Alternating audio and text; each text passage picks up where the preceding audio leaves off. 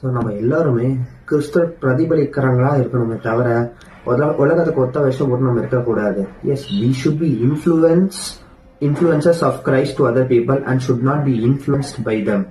நீங்க பாத்தீங்கன்னா நம்ம ஒர்க் பிளேஸா இருக்கட்டும், காலேஜா இருக்கட்டும், இல்ல வீட்டுல கூட இருக்கட்டும், நிறைய நேரங்கள்ல நிறைய பேர் கர்த்தருக்கு பிரியமில்லாத காரியங்கள் பேசுவாங்க,